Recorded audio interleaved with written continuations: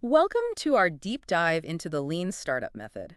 You Oh, probably clicked on this episode because you're interested in building something new, and well, maybe you're feeling a little overwhelmed by all the advice out there. yeah. Well, this method has become incredibly popular, and for good reason. Mhm. It's all about navigating uncertainty, Yeah. testing your assumptions, Yeah. and building a sustainable business. And the beauty of it is that it applies to so much more than just tech startups. Yeah. We'll be getting into some really fascinating examples that I think will resonate with your experience, Huh? no matter what kind of project you're working on. Right.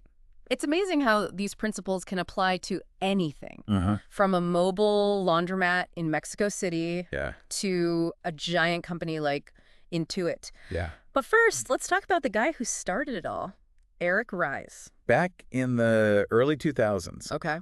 Ries was a programmer and entrepreneur who had experienced his fair share of failed product launches. Oh, yeah. And it wasn't for lack of trying. He was putting in the work, Uh-huh. building things he thought were brilliant, Yeah. but they just weren't connecting with customers. I can relate to that feeling of putting your heart and soul into something Mm. only to see it fall flat. Yeah. So what did Ries do differently? Uh, How did he come up with this whole lean startup thing? he realized that the traditional approach Yeah. of writing a detailed business plan, Okay. spending months building a product, Mm-hmm. and then launching it with a big marketing blitz was just too risky in today's fast-paced world. Especially when you're dealing with something truly new, Right. where you don't have all the answers up front. Exactly. You can't predict the future, Yeah. especially when you're dealing with something innovative. Right. If you could perfectly predict customer demand for a brand new product, Mm-hmm. it wouldn't be innovative, would it? So Rees decided to throw out the old playbook, Yeah. come up with a new way of building businesses, Yeah. one that embraced uncertainty and focused on learning as quickly as possible. Right. That's where his definition of a startup comes in. He defines a startup as a human institution designed to create a new product or service under conditions of extreme uncertainty. Oh. The key word there is uncertainty. Okay. It's about acknowledging that we don't have all the answers up front Yeah. and that we need to find a way to navigate that unknown territory. Okay, so it's not just about opening another pizza place, but Mhm. about trying something new. Yeah. Where the path to success isn't clear. But this idea of extreme uncertainty, Yeah. doesn't that apply to a lot of projects, Yes. even within established companies? Absolutely. It's not just about startups in the traditional sense. Okay, Take Intuit, for example, okay. the company behind TurboTax and QuickBooks. Yeah, I know them. Not exactly a scrappy little startup, right? right. They have thousands of employees. Whoa, Yeah. a company that big using the lean startup method. I would think they'd be all about those traditional business plans and big product launches. You'd think so. Yeah. But they realized back in the early 2000s that their existing methods just weren't cutting it for continuous innovation. Oh, okay. Too many of their new product launches were failing, Yeah. and they knew they needed a more adaptable approach. So even those big established companies can benefit from this way of thinking. Mm-hmm. I'm starting to see how this could be really useful for anyone who's trying to build something new or Yeah. improve something that already exists. Exactly. Okay. Now let's dive into the 5 core principles that Ries lays out in his book. Okay, let's unpack those principles. Okay. But before we do, Sure. I have to admit, sometimes I feel like these principles can be a bit abstract. Right. How can we make sure we're not just talking about theory, but actually understanding how these principles apply in the real world? That's where those fascinating examples I mentioned come in. Okay. As we go through each principle, we'll explore specific companies and projects that have successfully used them. Okay. And I think you'll find that these examples are not only inspiring, Yeah, but also incredibly practical. that sounds great. I'm ready to get into those examples. Okay. What's the first principle? The first principle is entrepreneurs are everywhere. Okay. And this one is really important because it expands our idea of who can be an entrepreneur. Okay. It's not just about those stereotypical tech founders in Silicon Valley. So even someone working on a new project within a large corporation could be considered an entrepreneur. Exactly. Okay. It's about having that mindset of creating something new under conditions of uncertainty, Yeah. no matter where you are or what you're working on. That's empowering. Yeah. It means anyone can apply these principles. Mm-hmm. What's the second principle? The second principle is entrepreneurship is management. Oh, okay. This is where Ries really challenges traditional ideas about what it means to be a manager. Okay, so it's not just about having a cool idea. Right. It's about building a sustainable business around it. It's exactly. Okay. And that requires a new kind of management. Yeah. One that embraces experimentation and learning, not just command and control. I like that. Yeah. It shifts the focus from being the boss who has all the answers to being a facilitator of learning and experimentation. Exactly. What's the third principle? The third principle is all about validated learning. And this is where things start to get really interesting. Okay. It's about acknowledging that we don't know everything up front and that we need to get out of the building and test our assumptions. That's where we hear that classic lean startup advice. Talk to your customers. Right. But how do we make sure we're not just getting anecdotal feedback, but actually gathering data that we can use to make informed decisions? That's where the fourth principle comes in. Build, measure, learn. Oh. It's about building something quickly, getting it in front of customers, measuring their response, and then learning from that feedback. It's all about creating that feedback loop and using data to guide your decisions. Exactly. What's the fifth principle? The fifth principle is innovation accounting. Okay. And this is where we start to challenge traditional ways of measuring success. So we're not just talking about hitting deadlines and staying on budget, Right. but actually measuring whether we're learning and making progress towards our goals. Exactly. Yeah. Traditional metrics like lines of code written or features shipped don't tell the whole story. Okay. We need to measure whether we're moving the needle on what matters most to our customers. I'm starting to see how these principles fit together. Yeah. We start by acknowledging that we're operating under conditions of uncertainty. Then we get out of the building and test our assumptions. And we use data to guide our decisions and measure our progress. Right. It's a continuous process of learning and adapting. And that's the beauty of the lean startup method. It's not a rigid set of rules, but a flexible framework that can be adapted to any situation. Okay. So we've got the 5 principles down. Okay. Now, you mentioned some fascinating examples. Yeah. Where should we start? Let's talk about IMVU. Okay. They were trying to build an avatar-based instant messaging add-on back in the early 2000s. And they thought they had a brilliant strategy. Okay. They were targeting the huge existing instant messaging market, capping into that network effect, where the more users a platform has, the more valuable it becomes. Sounds like a solid plan on paper. Right. But I have a feeling things didn't go exactly as they expected. Yeah. What happened? They made a classic startup mistake. Okay. They assumed too much about what their customers actually wanted. Right. They built this add-on thinking people would love it, but crickets. Ouch. Yeah. They spent all that time and effort building something that nobody wanted. That's going to be a tough pill to swallow. It was a huge learning experience for them. Yeah. They realized they hadn't validated their assumptions. Okay. They hadn't talked to enough customers or observed their behavior closely enough. They just thought they knew what people wanted. So they were building and measuring. Right. They weren't really learning. Exactly. Wow. But here's where they really embraced the lean startup principles. Okay. They started talking to their customers, observing their behavior, and they had a big realization. Okay. Customers didn't want an add-on. They wanted a standalone IM network where they could make new friends through their avatars. Interesting. Yeah. So they were building the right product for the wrong market. In a way. Okay. Okay. They had to pivot. Okay. Meaning they had to change their core strategy based on what they'd learned. But isn't pivoting just admitting you failed? That's a common misconception. Okay. Pivoting isn't failure. It's about steering the car in the right direction based on the information you gather. Okay. IMVU ditched the add-on idea and built a standalone network. Okay. And guess what? What? It worked. Okay. Today, they're a thriving online community with millions of users. That's a great example of how pivoting can actually be the key to success. It's about being flexible and adaptable and not being afraid to change course when you need to. And IMVU's story highlights the importance of validated learning and the build, measure, learn loop. Right. It's about constantly testing your vision, Yeah. even if it means admitting you were wrong initially. Makes sense. Yeah. So we've talked about validated learning, build, measure, learn. Okay. But how does a startup figure out what to build in the first place?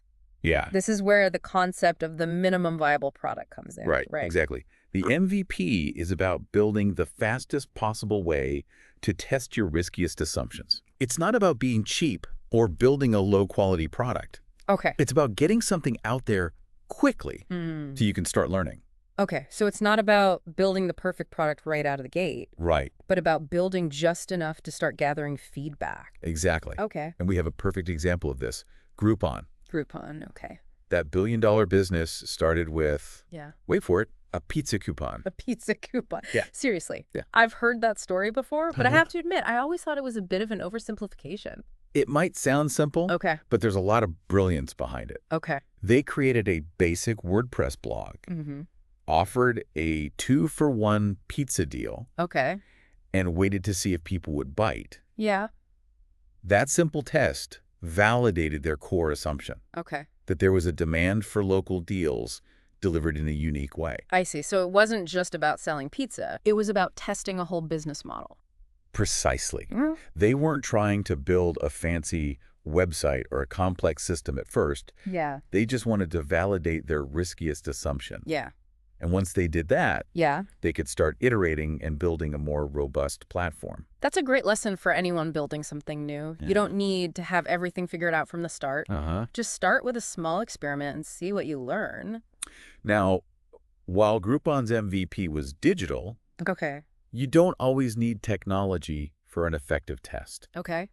Think about Zappos, Okay. the online shoe retailer. Yeah, I know them. Their founder wanted to see if people would actually buy shoes online, Right.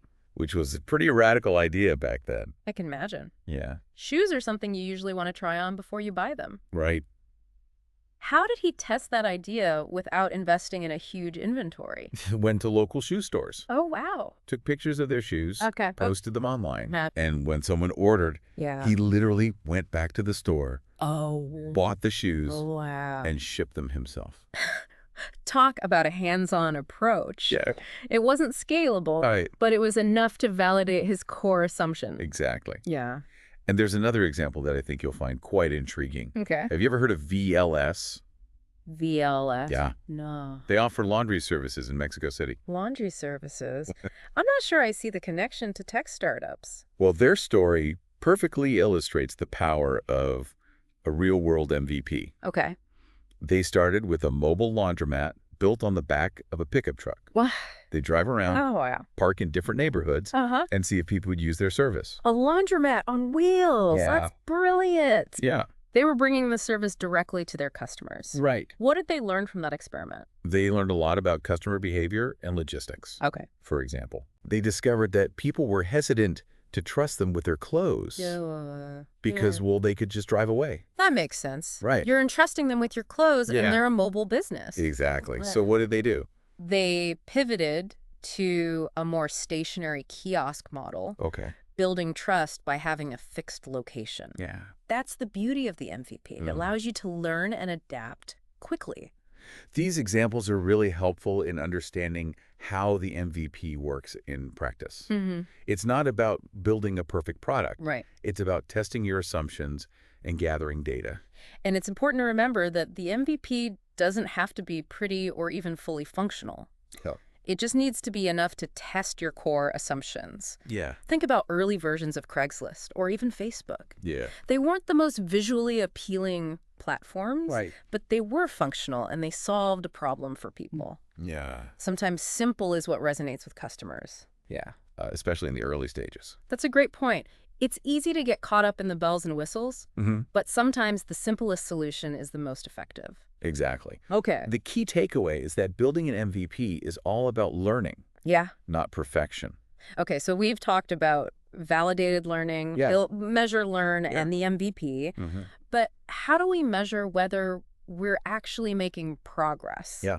That's where innovation accounting comes in. Right. Right. Absolutely. Okay. We need to shift our focus from measuring outputs, Okay. like features shipped or lines of code Yeah. written, Yeah. to measuring outcomes. So instead of focusing on how much we're building, Yeah. we should be focusing on whether we're actually moving the needle on what matters most to our customers. Right. Give me an example of how this works in practice. A great example is Grocket, Okay. an online test prep company. Right, okay. They were using agile development, shipping new features all the time, and feeling like they were making progress. They were probably hitting all their deadlines and feeling very productive. Yeah. Exactly. But something wasn't working. Even though they were busy, their core business metrics weren't improving. Right. They realized they were measuring vanity metrics, like the number of users and questions answered, which made them feel productive, right, but weren't actually driving business growth. So how did they turn things around?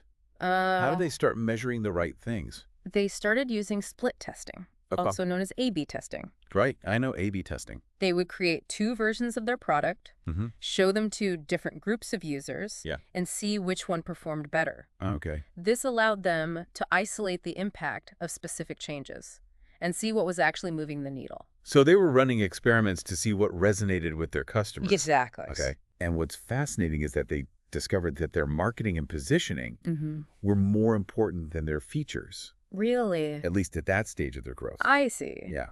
They thought they needed to keep adding more features. Right. But what they really needed to do was change how they were talking about their product and who they were targeting. Exactly. Wow. It was a huge aha moment for them. Yeah. And it wouldn't have happened if they hadn't shifted their focus to innovation accounting and started measuring the right things. This is where it gets really interesting for me. Yeah. Because it challenges the way we traditionally think about success. We often get caught up in measuring outputs. Right. But what really matters is the outcome. Yeah. The impact we're having. And that's what's so powerful about innovation accounting. Yeah. It helps us see through those vanity metrics and focus on what truly matters. Okay. So we've been talking about how, even when we have good metrics in place, sometimes those metrics reveal that things just aren't working the way we thought they were. Right. Yeah. And that brings us to one of the, I think, scariest parts of the lean startup method, which is the pivot. Innovation accounting, it's like shining a light on those hidden assumptions and really seeing what's working and what's not. Yeah. But even when you're measuring the right things, you might discover that your initial strategy just isn't working. Right. And that brings us to a topic that can be a bit scary for entrepreneurs, the pivot. It's understandable why people get nervous about pivoting. Yeah. It can feel like admitting defeat. Right. But it's actually a powerful tool for navigating uncertainty. So instead of seeing it as a failure, we should see it as a course correction, a way of adapting to new information. Exactly. Okay. And it's important to remember that even the most successful companies have pivoted along the way. Okay. Take Facebook, for example. Facebook? Yeah. The social media giant? Yeah. Did they really pivot? They absolutely did. Wow. In the early days. Yeah. Many people didn't understand their business model. Right. They thought Facebook was just another social network chasing eyeballs and lacking a clear path to profitability. But they were building a highly engaging platform with a massive network effect. That attention was eventually going to be very valuable to advertisers. Right. Exactly. Okay. They had a clear hypothesis about the value they were creating and how they would grow. Yeah. And they were able to validate those hypotheses over time. Okay, so Facebook is a great example of a company that pivoted and eventually found massive success. But do you have an example of a company that went through multiple pivots before finding their winning formula? Vodafone is a perfect example. Okay, Vodafone. They started as a social network for verified voters. Okay. Hoping to increase civic engagement. That sounds like a great idea. Yeah. Especially with all the concerns about misinformation and voter apathy these days. Right. So what happened? Why did they need to pivot? Their early MVPs showed that while people were interested in the concept, their engagement and referral rates were too low. Okay. Their initial model wasn't going to scale. So they had validated the problem, right, but their solution wasn't quite right. Exactly. But instead of giving up, they went through a series of pivots, each one informed by their learning milestones and innovation accounting. Okay. They tried different pricing, messaging, and even considered a platform pivot where they'd open their tools to any activist group. It sounds like they were really committed to the learning process. They were. Yeah. And what's interesting is that their pivots became faster each time. Oh, wow. They were getting better at learning and adapting. It's like they were building a muscle for innovation. They were becoming a learning organization, constantly experimenting and adapting. Exactly. Okay. And that's a key takeaway from Vodafone story. Yeah. The lean startup method is about building a company that can adapt and evolve. Yeah. not just sticking to a rigid plan. Okay, so we've talked about pivoting. Yeah. But even with the best MVP and a willingness to adapt, startups still need to grow. Right. Right? Yes. How do they choose the right path for growth? That's where understanding the engine of growth comes in. Okay, the engine of growth. There's just one way to grow a business. Okay. There are different engines that power a startup's growth. Okay. Each with its own mechanics and metrics. So it's not just about growing any way possible. Right. But about choosing the right strategy for your specific business. Right. Okay. Let's break down those different engines. Right. First, there's viral growth. Okay, viral growth. Think about Hotmail back in the day. Yeah. They added that little get your free email at Hotmail signature to every email sent, and it spread like wildfire. Ah, the classic example. Yeah. Each new user brought in more users, creating that exponential growth loop. Right. It's a chain reaction. Precisely. Okay. Now, paid growth is more straightforward. Okay, paid growth. You're spending money to acquire customers through advertising, sponsorships, and other marketing efforts. That makes sense. Yeah. You're essentially buying your growth. Right. What about the third engine? The third engine is sticky growth. Okay, sticky growth. Which focuses on engagement. Okay. It's about keeping those customers coming back for more. So think subscription services like Netflix or Spotify. Yeah. Or platforms with really engaging content that keeps people coming back. Exactly. Okay. And the key takeaway here is that you need to understand which engine you're using. Okay. Because they each require different strategies and metrics. It's like choosing the right tool for the job. Right. You wouldn't use a hammer to screw in a light bulb. So you need to analyze your business and figure out which engine will drive the most sustainable growth. Absolutely. Okay. And it's important to note that you might use different engines at different stages of your business. Right. You might start with viral growth to build an initial audience. Okay. Then transition to paid growth to scale, and eventually focus on sticky growth to build long-term loyalty. That's a helpful way to think about it. Yeah. It's not about picking one engine and sticking with it forever. Right. It's about being flexible and adapting your strategy as your business grows and evolves. Now, even with a clear understanding of your engine of growth, things can still go wrong. Right. Assumptions can be faulty, systems can break down, and unexpected challenges can arise. That's the reality of building something new. There's always going to be some level of uncertainty and risk. Yeah. So how do we deal with those inevitable problems? How do we uncover the root causes and prevent them from happening again? To uncover those hidden problems, we can utilize a powerful tool called the 5 Whys. Okay, the 5 Why. This deceptively simple technique helps you get to the heart of an issue. The 5 Whys. Yeah. It sounds almost too simple. Yeah. Just ask why 5 times. It might sound simplistic, but it's incredibly effective. Okay. Let's say you're experiencing a sudden drop in customer retention. Okay. Customer retention's down. You asked, why are customers leaving? Okay, so maybe they're not finding the product valuable anymore. Right. Then what? You dig deeper. Okay. You ask, why aren't they finding it valuable? Okay. Perhaps a recent update made the product harder to use. Okay. Why did that update make it harder to use? Okay. Maybe it introduced a bug. Okay. Why was that bug introduced? Yeah. It could be because the engineering team was rushing to meet a deadline.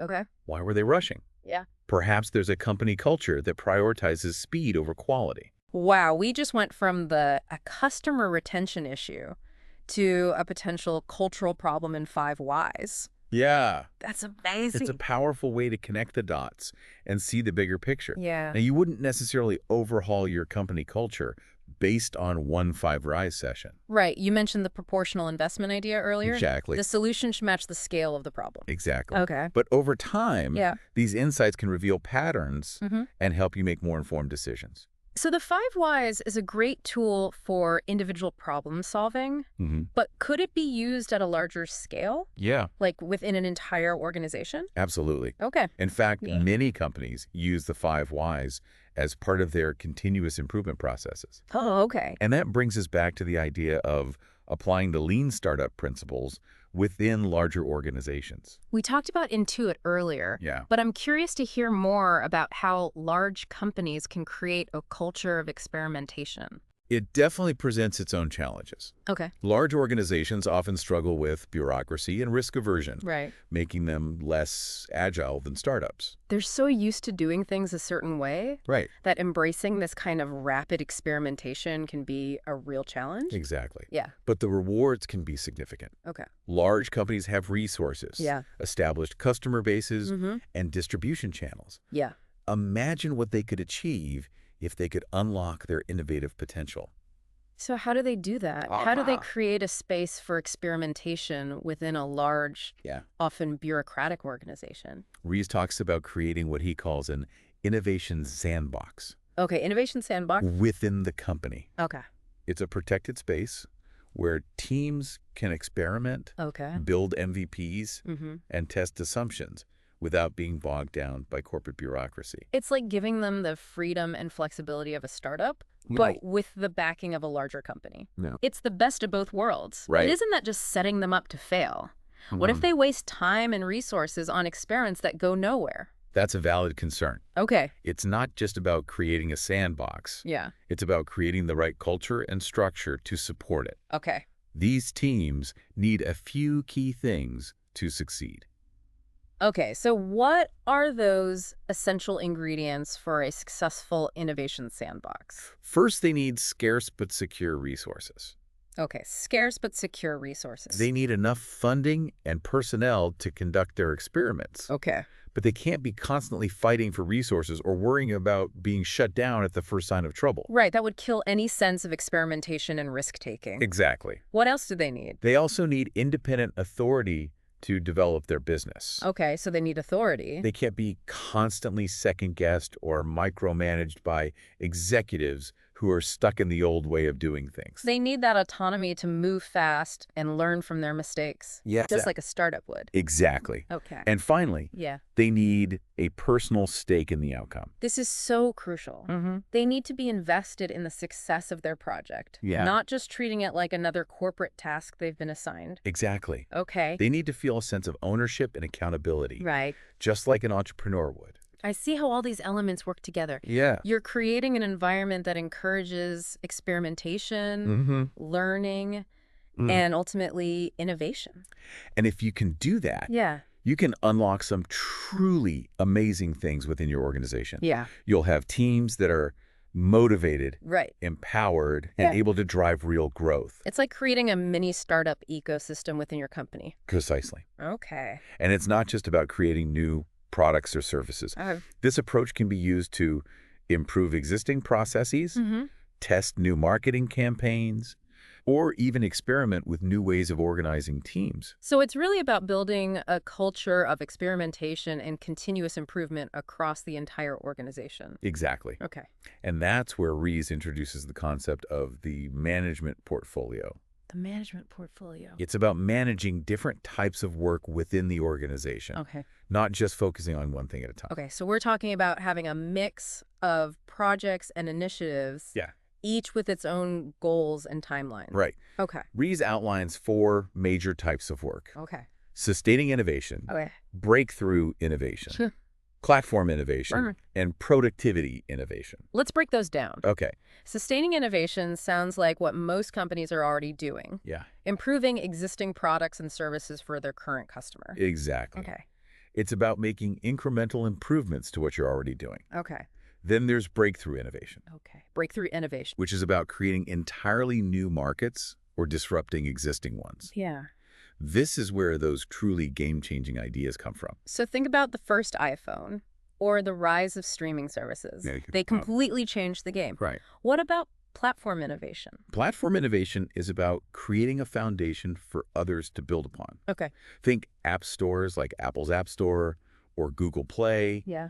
Or operating systems like iOS or Android. Those platforms have enabled a whole ecosystem of apps and services to flourish. Yeah. And finally, there's productivity innovation. Productivity innovation is about making the organization itself more efficient. Okay. It's about streamlining processes, improving communication, and optimizing how work gets done. So it's not always about creating something new for customers, but about improving how the company operates internally. Exactly. Okay. And the key here is that each type of work requires different skills, processes, and mindsets. Right. It's not a one-size-fits-all approach. You need the right team and the right approach for each type of innovation. Right. This makes me think about how often we get stuck in our own little silos, focusing on our individual tasks or projects without seeing the bigger picture. It's easy to get lost in the weeds. Yeah.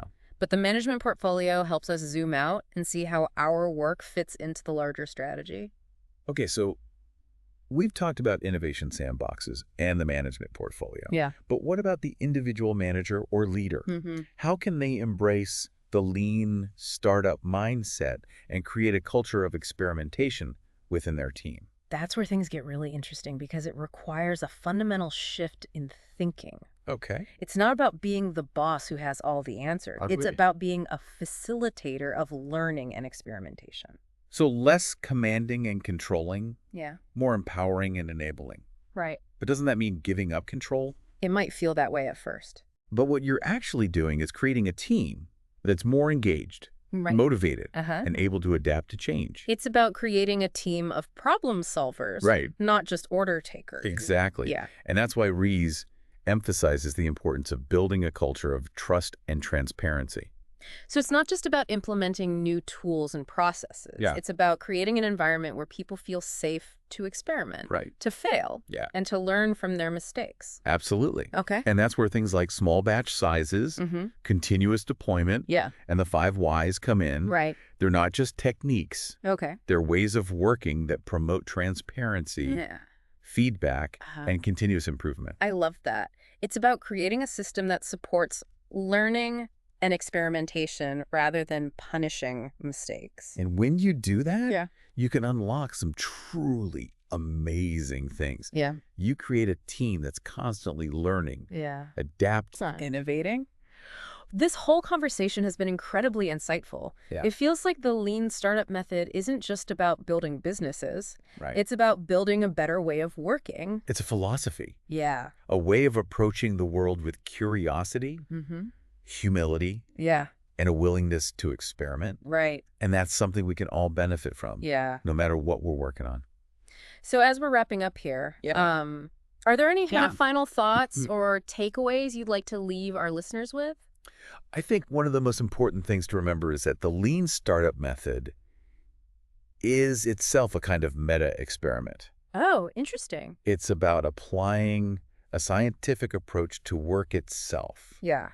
Constantly testing and refining our methods. So instead of just assuming we know the best way to do things, we're constantly running experiments, gathering data, and adapting our approach based on what we learn. Exactly. Ries argues that we need to study work itself more scientifically, especially when we're dealing with high levels of uncertainty. Yeah. He even proposes creating startup testing labs to rigorously compare different product development methodologies. Oh, wow. And see what actually delivers results. That's a really interesting idea. Yeah. It's like taking the scientific method, which we usually apply to fields like biology or physics, and applying it to the way we work. Precisely. Okay. And this goes beyond just the world of startups. Okay. Think about fields like education, healthcare, or government. Yeah.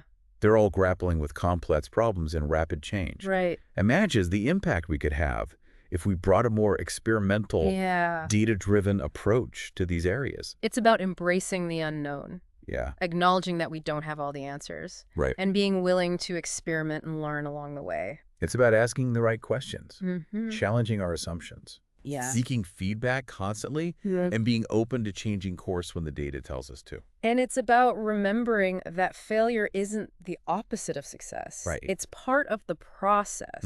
It's a stepping stone to learning and improvement. In a world that's changing faster than ever, the ability to learn and adapt is the ultimate competitive advantage, whether you're building a business, leading a team, or just navigating your own career. This has been an incredible deep dive. Oh, good. I feel like I've gained a whole new set of tools and a fresh perspective on how to approach challenges and make better decisions. The lean startup method is more than just a set of tactics. Right. It's a philosophy, a way of thinking that empowers you to embrace uncertainty, experiment fearlessly, and learn continuously. It's about building, measuring, learning, and adapting a cycle of continuous improvement that can help us achieve incredible things. And as we wrap up, I want to leave you with a thought-provoking question that Ries poses in his book. Okay, hit me with that question. Okay. What's something our listeners can take away from this conversation and start applying today? What is your riskiest assumption? Okay. What's the one thing that if it turned out to be false would completely derail your project or business? That's a powerful question. Yeah. It forces you to really examine your beliefs and identify those potential blind spots. And once you've identified your riskiest assumption, how could you test it with a small experiment? Okay. How could you gather data to validate or invalidate that assumption as quickly and cheaply as possible? That's a great challenge for our listeners to ponder as they embark on their own lean startup journeys. Absolutely. Well, this has been a fantastic conversation. Yeah, thanks for having me. Thank you for coming on and sharing your expertise. Of course. We've learned so much about the lean startup method. And I'm sure our listeners are feeling inspired to go out there. I hope so. And put these principles into practice. Yeah. Thanks for joining us on this deep dive into the lean startup method. We hope you've gained some valuable insights and are feeling inspired to embrace uncertainty and build something amazing. Until next time.